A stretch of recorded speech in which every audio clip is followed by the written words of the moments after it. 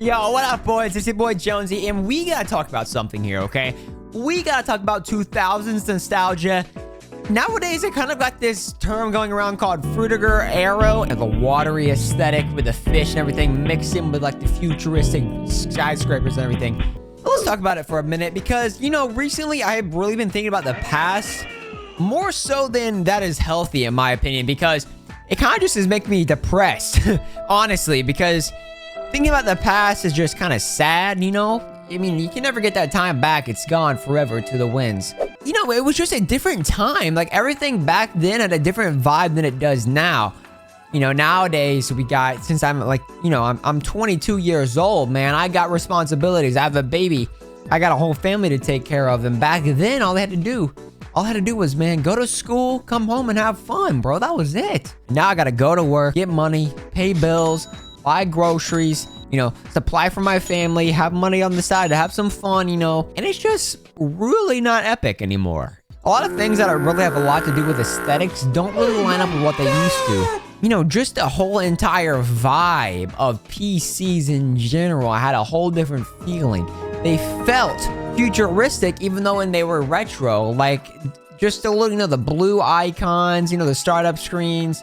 Everything like that just felt so sick. And now we just got this lifeless, bland shit. And I just don't know what to think about it anymore. I was actually debating buying a couple of the products that I used to have fond memories of. You know, really the Y2K type of things that I had whenever I was a kid. And I like to talk about them with you right now. Let's pull them up real quick. You know, first and foremost here, we got this Spongebob Aquapet. I don't know if any of you guys remember or recall what an Aquapet was, because most of you weren't around back then. But hold on. I gotta see. When did the SpongeBob Aquapet release? What? 2003. So I would say I was probably around maybe 4 years old whenever I copped this thing. And that checks out, because at this time, I think I was still living at my gramps.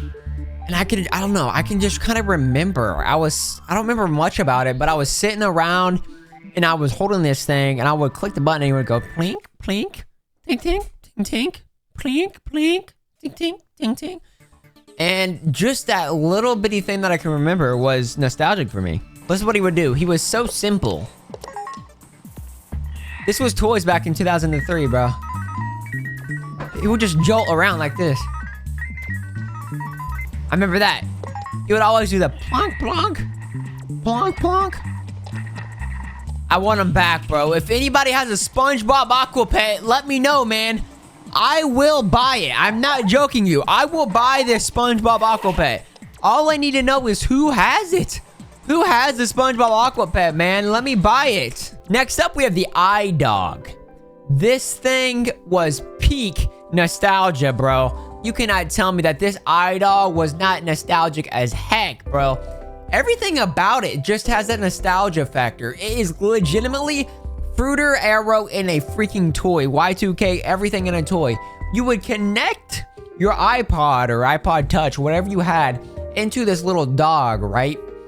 And then you would click his nose and it would click in and his little dome would light up. After that, he would start going blink, blink, blink, and his ears would go like this, and he would play music off your iPod, and it was so sick. I think McDonald's or something actually had a iDog tie-in toy, and that's what I remember having as well as the OG iDog. Everything about the toys back then was just so different than nowadays. Everything, they tied into the technology in a way that we don't see anymore. We don't see toys that tie into your phone. I don't think, at least. I'm not looking through the toy aisles. Next up, we got the fucking CD player, bro. You know, you don't see designs like this anymore. Maybe it's because all of the music is on our phones. Like, people don't really think that we need, you know, just things to have as an accessory nowadays. Like, we can have speakers and everything, but that is not a CD player. A CD player was a radio. A CD player played CDs. You could plug your phone into it and play your iPod songs. It was everything all in one. And nowadays, it is rare as crap to see a CD player now in the wild, bro. You are not going to see a CD player unless you're in a music shop or you're ordering it online. And most of the time you order them online, they're old or they're really cheap because nobody cares about the quality anymore. I really, really, really want to order all the old stuff that I used to have that I can remember that I had as a kid. That would be so sick. Just to have that collection in my hands, man. Just to go back and visit, hold those items again and be like, wow, I'm holding a piece of my childhood history right now. And y'all, while we're on the topic of this, we gotta talk about the OG iPod Touch. My dude, this thing was like a gift from God whenever I had it as a kid. I would just sit down in the recliner playing Cookie Run. You know, the old Cookie Run. I don't even know if y'all know what Cookie Run is, but I was playing Cookie Run, Mega Jump, Domo Jump even, bro. Oh my God, Domo. Holy moly, bro. Domo, where is Domo, bro? I haven't seen Domo in years. My boy, he was like the most popular person in all of the Western world. He's a mascot for the NHK channel in Japan. And then somehow, some way, he got super famous over here in the 2000s. I remember as a kid, Target was actually decorated with a bunch of Domo Halloween decorations to celebrate Halloween. And it was probably like around 2007 or something. And dude, this is the most nostalgic thing. I wish I could just get one of those, you know, the cardboard cutouts they had with the Domo and stuff on them that said like Happy Halloween. That would be the coolest thing ever, dude. I would be the coolest kid on the block at that point. We need Domo back. Bring him back, guys. We need Domo. We need to do something. We're gonna start rioting in the streets. I remember on my little iPod, I would be back there on the bunk bed that I had, and I'll be up there, bro, on my iPod. And I was watching the Domo show on the YouTube thing, and we was like, Domo, no, D. Oh, you know that? Yeah.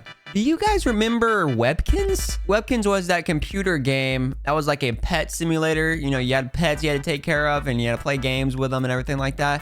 But the catch was, in order to get the pets, you had to buy the plushies in real life. There's a little tag on them that you would type in the code on the website, and then you would get that animal inside of Webkinz, and then you can play with it. And it was like a Toys to Life thing that we had never seen before. It was before Disney Infinity and everything like that. And it was cool. They were like high quality plushes too. And you would always see them in every Hallmark, I remember. And almost in all of the kind of grandma stores that you'd see a lot of grandmas going into. You know, they all had that distinguishable feature of like a little stringy fur. That was really a Webkinz staple back then. You know, probably the most nostalgic one for me was probably the Golden Retriever puppy one. You know, that one, I think you would see that one all the time. And that's the one I had, I remember, and I would like play with, you know. Old video games are kind of in a whole nother realm of nostalgia. Like, these are the things that are so pure and golden. We're never going to get the vibes back of playing those type of video games for the first time. You know, we've kind of already reached a peak with modern gaming where everything kind of looks the same. Like, we all kind of got the realistic graphics. I mean, where can we really go from here? You know, and back then, 2D, really high pixel count games were pretty damn impressive.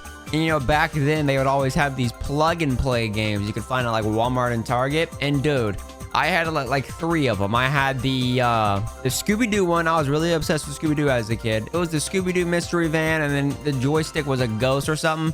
You would play like side-scroller games that is like Shaggy and stuff, going through haunted houses, and it was a lot of fun. I remember playing that a lot on our CRT.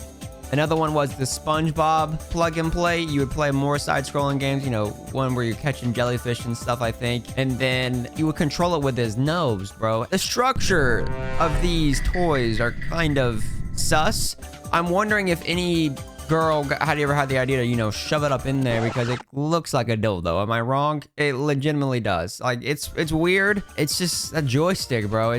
I don't know, bro. Someone out there has done that. And if that's the case, then you need to go to therapy.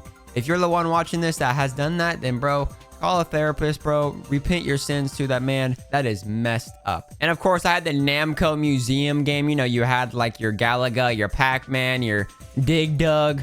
All of those classic arcade cabinet games were there on that plug and play. All 3 of those were like the infinity stones for me as a kid. If I was ever bored, I would just plug them up and play. And I would have the most fun ever, man. It would just make any day that was boring a lot more fun. And I guess that's where the roots of me becoming a gamer were sprouted. For better or for worse, I suppose, because that's like my only hobby now. Another thing I had was this N-Power Spongebob MP3 player. I remember having all the retro songs, like I'm talking Pump Up Kicks, you know, the Black Eyed Peas, everything like that I had on this device. I would just be in the car, jamming out to some tunes, man. I was at my dad's house. I had music, I had my earbuds in, just listening to music, bro. It was a good time. I would not go anywhere without this MP3 player. I only have...